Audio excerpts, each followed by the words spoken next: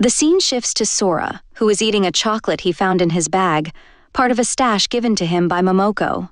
As he snacks, he's already planning his next move, heading to Thailand to find his parents. Meanwhile, back at the facility, Mr. Soji receives another update. Sora is still nowhere to be found. The team members suggest they head to Thailand, assuming that's where Sora will go. But Mr. Soji insists that he'll take control of the situation himself. He calls in Momoko, explaining that she's the only one who can bring Sora back safely, as she knows him well and understands him better than anyone else. Mr. Soji tells Momoko that Sora is likely feeling frightened and furious, like a trapped animal. If they try to capture him by force, he'll probably escape using his powers. Instead, he believes that only Momoko can reach Sora through compassion. But he also cautions her that Sora's extended time outside is dangerous, both for himself and for others. Concerned for Sora's well-being, Momoko reassures Mr. Soji, promising that she'll bring Sora back safely. As she leaves, the mysterious boy appears again, this time murmuring in a robotic tone that he's glad Sora finally left the facility. It's clear he's wanted Sora gone for a long time. We see him walking away, aided by a machine, which hints at his own complex situation in the shadows of the facility. In the next scene, we see that Sora has finally arrived in Thailand by plane. Overwhelmed and unsure of where to go, he decides to take a taxi to explore the area. Meanwhile, we're introduced to our main female lead, Amy, who is learning to drive with her friend Krin, an actor. Amy is carefree and stubborn, refusing to listen to instructions, which leads to multiple mishaps. Krin, frustrated and on the verge of giving up, eventually agrees to continue teaching her after Amy apologizes. Back in the taxi, Sora realizes the driver has noticed he's a tourist and has adjusted the meter to charge him extra. When they stop, Sora discreetly uses his powers to reset the meter to the correct amount. Handing over the fare, Sora calmly tells the driver to check his own meter. Confused, the driver accepts the amount, and Sora exits the taxi. Hungry, Sora stops to buy some street food, finding the flavors unfamiliar but intriguing. He then heads to a local bank, hoping to get information about the bank number he received from the tenant in his old house. However, the banker refuses to give any details, explaining that it's against policy. Sora tries to convince the banker, explaining that he's the son of the account holder and just needs an address, but the banker stands firm. Frustrated, Sora decides to try the police station, hoping they might help.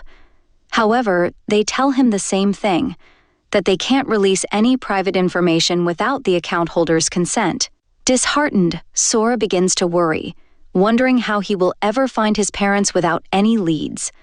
We then return to Amy, who, feeling more confident in her driving, insists she's ready to hit the main road. Krin strongly disagrees, telling her she needs more practice. But Amy, convinced she's mastered driving, decides to take her chance. When Krin steps out of the car to take a call, Amy seizes the moment and drives off on her own. Meanwhile, Sora is wandering along the street, hungry and tired. Spotting a food stall nearby, he starts heading toward it.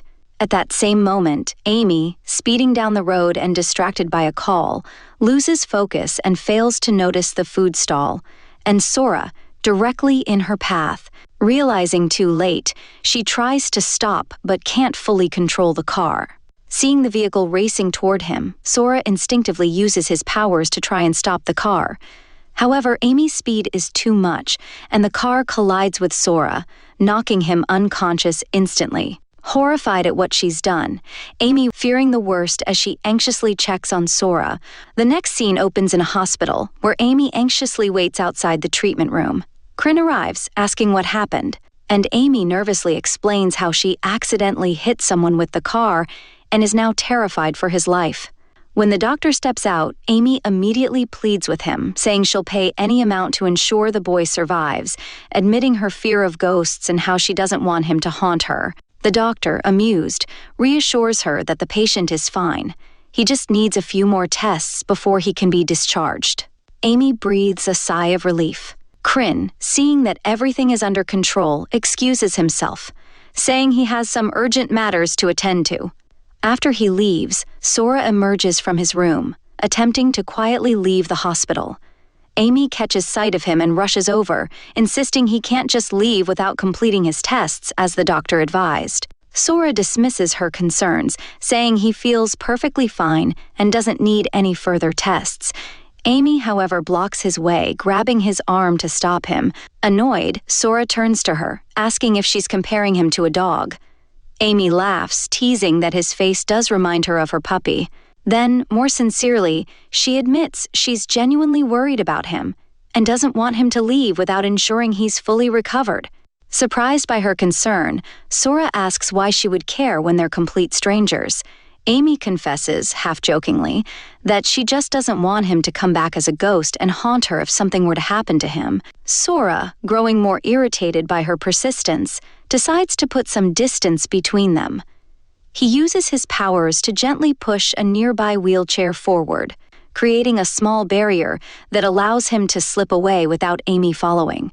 Left behind and frustrated, Amy watches as Sora makes his escape from the hospital.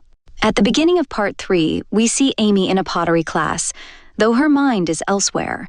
She's preoccupied, worrying about the boy who had pulled up in front of her car the previous day. The car had been speeding, yet he emerged without a scratch. Amy wonders if he might have sustained internal injuries he's unaware of, and what if he might end up in serious danger because of it. Meanwhile, Sora is outside a bank, trying to gather information about his parents. He spends the evening there, frustrated, as no one will share any details with him. Later that night, Amy's car breaks down. She stops a passerby for help, but quickly realizes that something is wrong with him. Her instincts are right. The man turns out to be a thief. As Amy tries to get him to leave, he suddenly attacks her, stealing her belongings and leaving her unconscious. Sora appears just in time to witness the thief standing over Amy. He confronts the thief, who reacts aggressively, taking out a knife to intimidate Sora. But Sora, fueled by anger, manages to overpower him, snatching the knife and holding it against the thief. Unaware of this because she's still unconscious, Amy doesn't see any of it. But two people on a nearby bike do. They stop, record the encounter, and watch as Sora intimidates the thief enough to scare him away. After the thief flees, the two bystanders quietly leave with their recording. After checking on Amy and noticing that she's unconscious, the scene changes.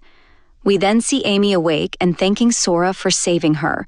She apologizes, feeling bad that he's hurt because of her, reminding him that he had an accident last time too. Sora dismisses her apology, saying it's no big deal and suggesting she could just drop him off at the bus stop, as he can take a bus from there.